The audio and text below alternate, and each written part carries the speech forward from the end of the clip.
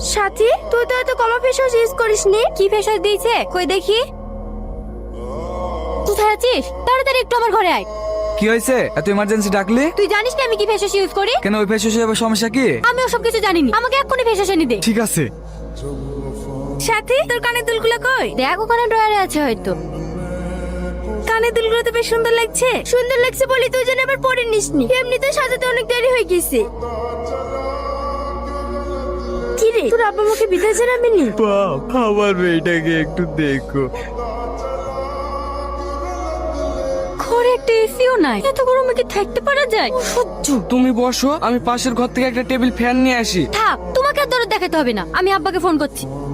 হ্যাঁ মা বল, মন খারাপ করছে নাকি? আমি এখানে গরমে থাকতে পারছি না, তোমরা কিছু একটা ব্যবস্থা করো। এখন আমি আবার কি করব? মেয়েটা গরমে থাকতে পারছে না, আর কি করবো মানে? আজকের মতো একটু অ্যাডজাস্ট করে থাক, কালকে দোকানে এসে মনের মতো একটা এসি কিনে নিস।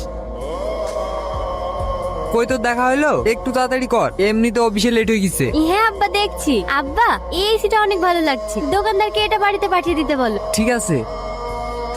আব্বা, এই ওয়াশিং মেশিনটা অনেক ভালো লাগছে, এই এটা নিয়ে নি, তাহলে আমাকে আর কষ্ট করে জামা কাপড় কাচতে হবে না। দুটোতে কত হলো? স্যার, দুটোতে 20% ডিসকাউন্ট দিয়ে ওই 1.5 লাখ মতো পড়ছে। জিনিসগুলো ঠিকঠাক পৌঁছে দিয়েন, এর সঙ্গে একটা মিস্ত্রি দেবেন, সব ঠিকঠাক করে দিয়ে আসবে। ঠিক আছে স্যার, আপনি আমাকে ঠিকানাটা দিয়ে দেন, আমি সব টাইম মতো পৌঁছে দিচ্ছি। এই সাথী, আমি এনাকে সব বলে দিয়েছি, তুই সব ঠিকঠাক করে নিয়ে যা, আমি অফিসে চলে গেলাম।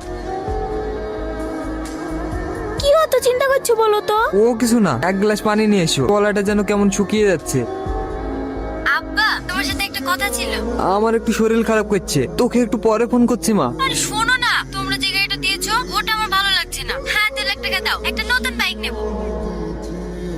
কিছু বলছো না যে? হ্যালো আব্বা, হ্যালো। ও, তোমার কি হলো? তোর আবার কি হয়েছে দেখ।